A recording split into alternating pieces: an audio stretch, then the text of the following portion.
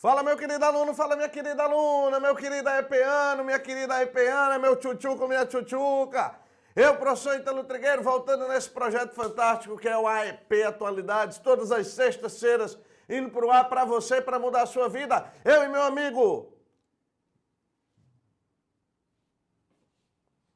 Cadê o professor Newton Mato? Meu Deus do céu.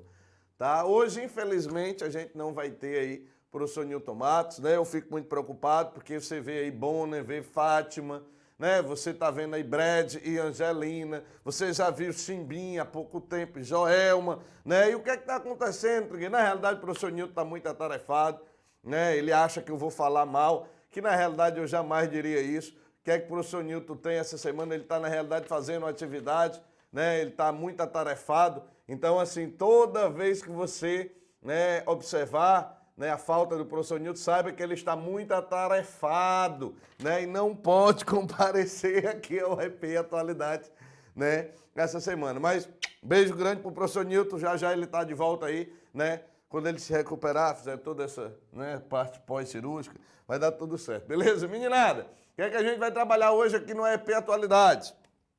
Não sei se vocês viram, né? Mas a França, tá?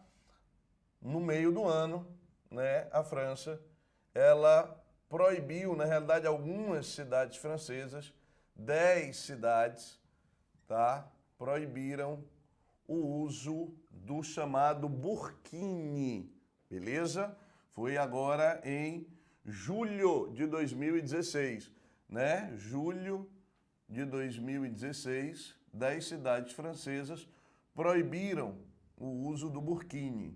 Trigueiro, o burkini é aquele biquíni estilo burca, né? Que as mulheres muçulmanas usam, né? No território francês para tomar banho, porque não se sentem muito à vontade com relação a mostrar as partes do corpo e etc. Isso gera muito polêmica, isso entra dentro da discussão, meninada, né, do chamado Estado laico, ok? Entra dentro da discussão do chamado Estado laico, que é sempre cobrado em provas. Nem aparece somente nas questões ligadas à atualidades, aparece, por exemplo, nas questões ligadas ao direito também. Então, cuidado com isso aí, tá? Por quê? Trigueiro, por que proibiram? Né? Qual é a justificativa da França para proibir o uso do burkini? Segundo, né, as autoridades, a gente tem aí dois quesitos fundamentais. A primeira, o primeiro quesito, a primeira defesa, né, é a defesa do Estado laico, ok? Do Estado laico. Já eu chego aqui nessa discussão, ok? E a segunda justificativa seria a autonomia do corpo feminino. A autonomia do corpo feminino. Beleza? Então você tem aí esses dois questionamentos sobre a proibição do uso. O Estado laico, meninada, a gente sabe, né, que prega a não relação entre religiosidade e Estado, beleza? Ele prega a separação jurídica, política entre Estado e religião. É uma espécie de autonomia do Estado frente à religiosidade.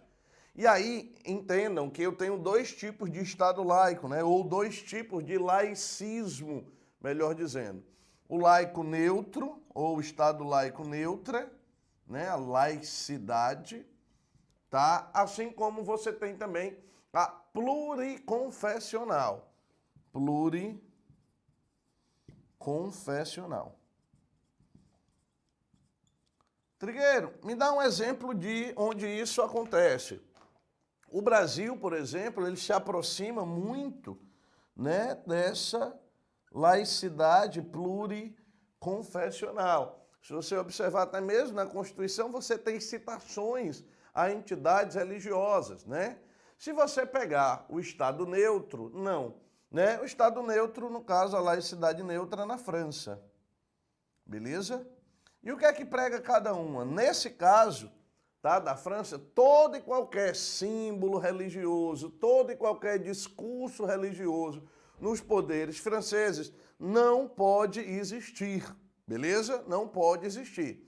Diferente, por exemplo, no Brasil. Se você pegar ali atrás do ministro do STF, né, você vê lá, né, a cruz, né, o crucifixo, Jesus crucificado, um símbolo da religião católica, né, o pluriconfessionalismo, ele prega o respeito à diversidade religiosa.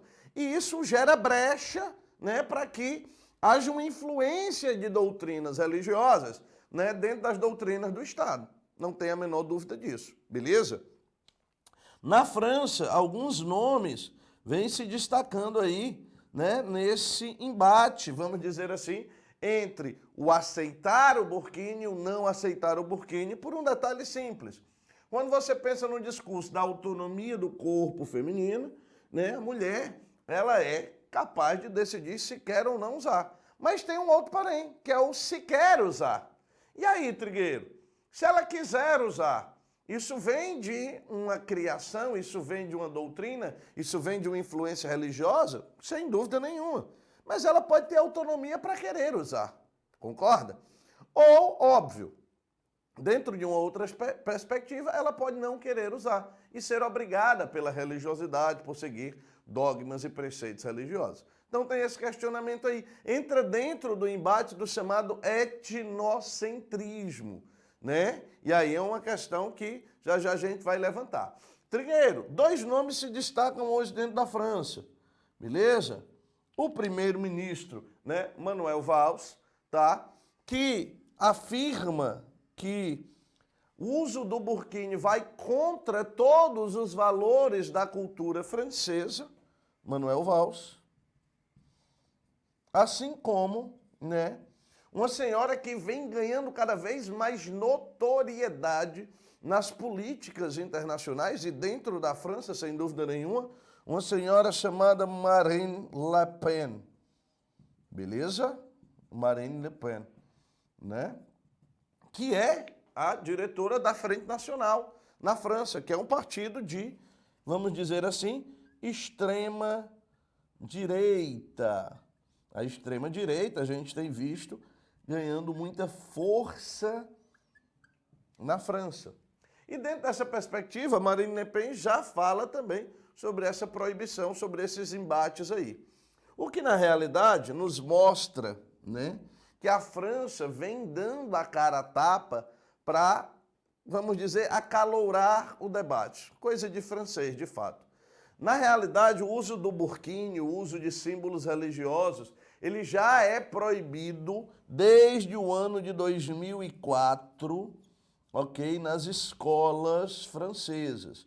Um debate recente quer proibir também o uso disso aonde? Nas universidades.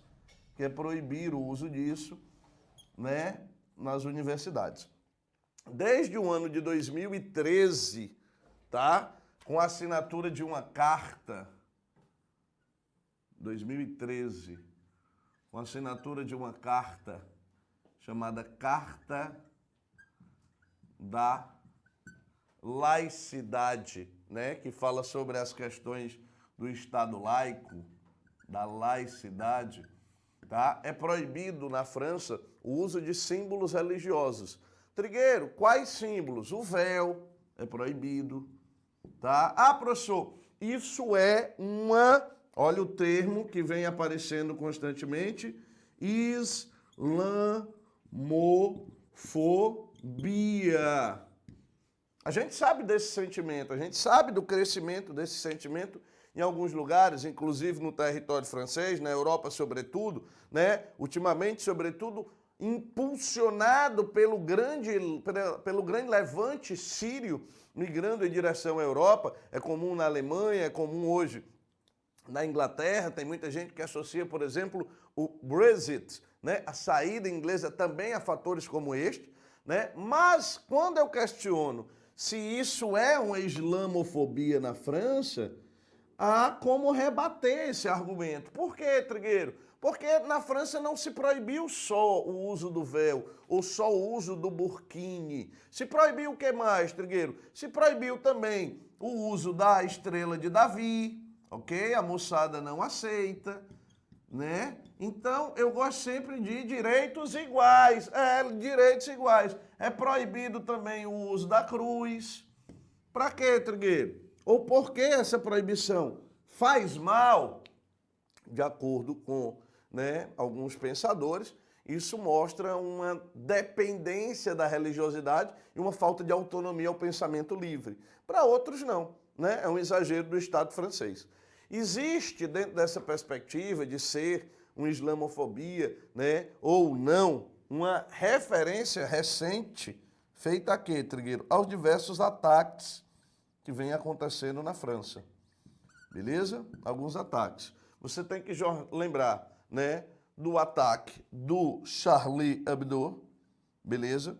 Você tem que lembrar do ataque ao Bataclan, não é isso? Dos atentados, beleza? E você tem que lembrar, mais recentemente, do atentado de Nice, né, onde o lobo solitário pratica lá o assalto, o ataque. Na realidade, todos esses episódios potencializaram esse sentimento, né? Essa islamofobia, essa aversão literal aos islâmicos dentro do território europeu. Na França, isso foi potencializado, beleza? Na realidade, na França, além de se proibir o uso de símbolos, é proibido, por exemplo, e é engraçado fazer um paralelo com o território brasileiro, né? Como o catolicismo está presente, é muito forte no nosso estado, literalmente. Né? Não só na cultura brasileira, mas no nosso estado, como ele interfere no dia a dia das pessoas. A gente tem aqui uma Semana Santa, literalmente, né? Onde você passa aí 4 dias, vamos dizer assim, de feriado. Na França, desde 2013, com a Carta da Laicidade, a proibição do véu, a proibição da estrela de Davi, a proibição da cruz, seria a proibição de símbolos. Mas eles vão além, por exemplo. Então, a ausência de alunos, tá? A ausência de alunos em festas religiosas, né? Em festas ou em datas religiosas, elas não são justificáveis, né? Não são justificáveis. Então, assim, eu faltei porque eu estava lá na minha igreja. Imagine, por exemplo, como funciona, né? Vamos dizer, para algumas religiões que guardam dias durante a semana, né? Algumas no fim de semana, mas começam, por exemplo, na sexta-feira, né? Como é o caso dos adventistas, né? Que durante o sábado inteiro, na realidade, o período de 24 horas, não exercem atividades, guardam para, né, a sua fé, para o seu Senhor, literalmente. Imagine como isso é questionável, né? Em alguns estados, a religiosidade ela interfere de forma direta no governo, tá? O Irã é um símbolo disso, tá? O Irã é um símbolo disso, assim, é claro, como o Vaticano, né? Como o Vaticano, tá? E aí, lembra sempre da figura de seu Chico, né? O Papa Francisco, tá? Que vem ganhando cada vez mais notoriedade nas questões ligadas à atualidade, nas questões ligadas às políticas internacionais. Então, cuidado aí quando falar do grande ou do velho Chico, né? Em alguns países, como por exemplo na Coreia do Norte, aquele símbolo, né, de democracia, vamos dizer assim, o ato religioso em si ele chegou a ser proibido. Né? A compra de livros religiosos, inclusive, chegou a ser proibida.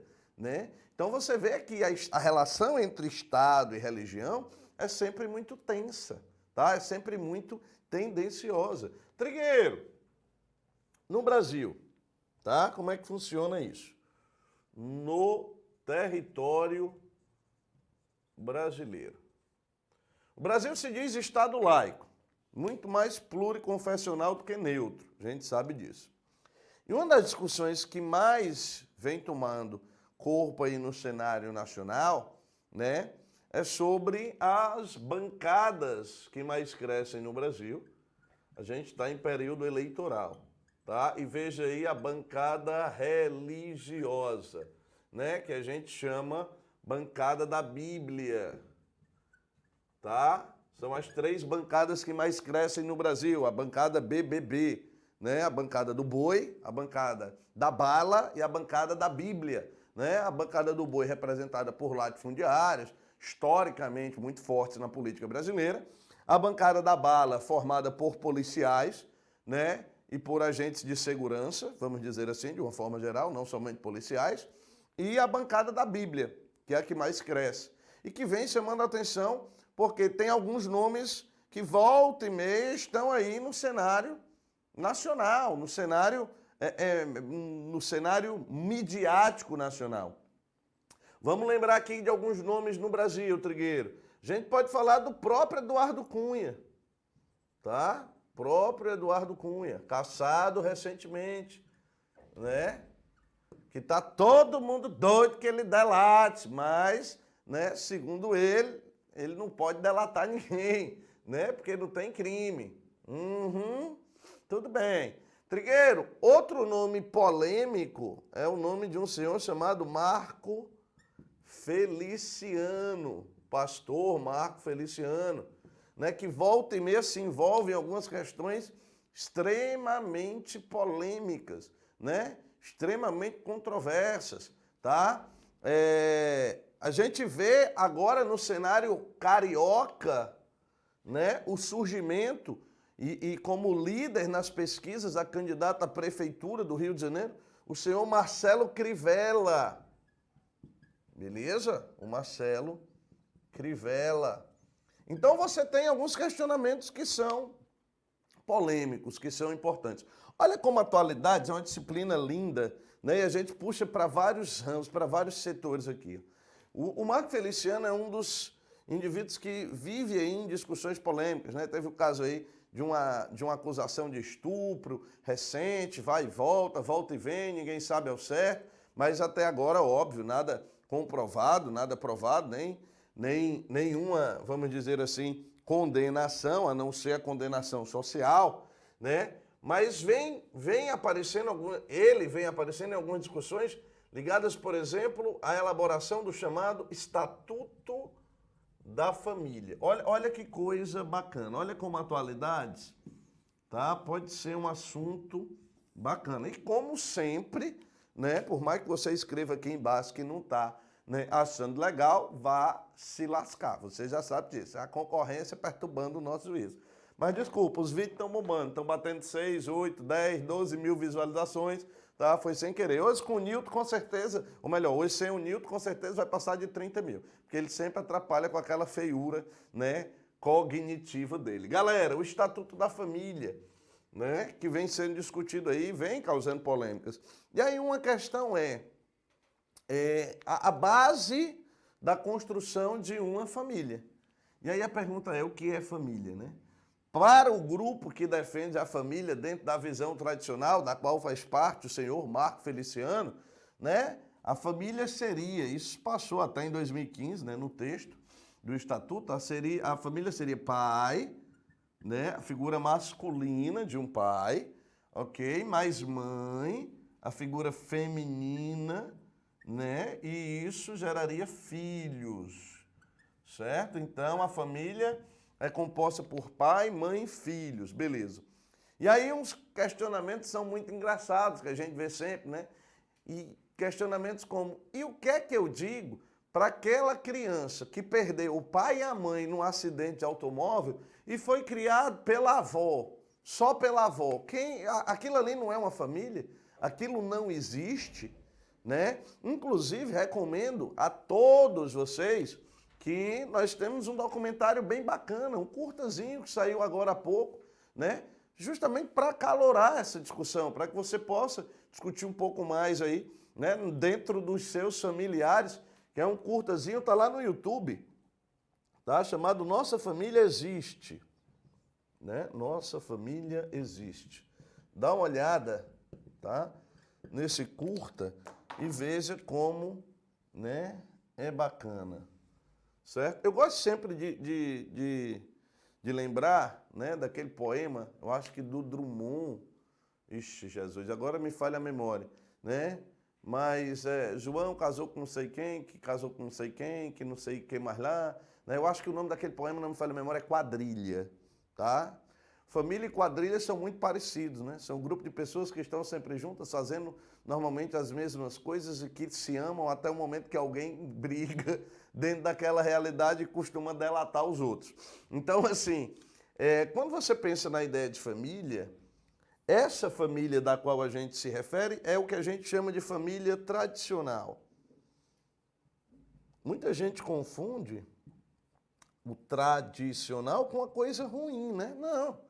É uma família tradicional que se concretiza dentro de pilares tradicionais da sociedade, né? Não quer dizer que isso seja uma coisa boa ou ruim. É uma família tradicional. Mas nós temos famílias que a gente chama de monoafetivas. Ok? Monoafetivas. Que família é essa, Trigueiro? É aquela que o indivíduo, literalmente, ele tem só um filho, tá? Um filho e o pai, por exemplo. Então você tem aí uma construção de uma relação de um indivíduo.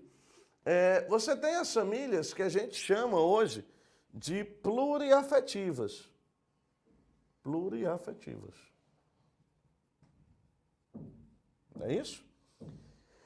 Que são vários indivíduos dentro de uma perspectiva onde você pode ter relações homoafetivas entre indivíduos, né? E eles podem ganhar judicialmente a guarda de uma criança. Isso é muito comum, né, no território brasileiro. Vem ganhando cada vez mais força, vem ganhando cada vez mais notoriedade no Senado Nacional. Você destaca aí hoje que as relações sociais estão mudando, né?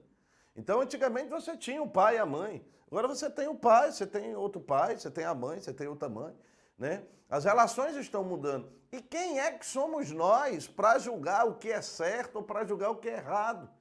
Né? Eu gosto sempre de romantizar um pouco esse discurso sobre o que é família dentro da concepção trigueirística do que é a família. E isso na prova pode aparecer, né? Tô brincando, tá? Mas a família é a base da essência de um sentimento que literalmente falta no mundo, né? Amor, de preferência incondicional, seja pelo seu trabalho, seja pela sua família, seja pela sua atividade, enfim, né? A base disso é amor.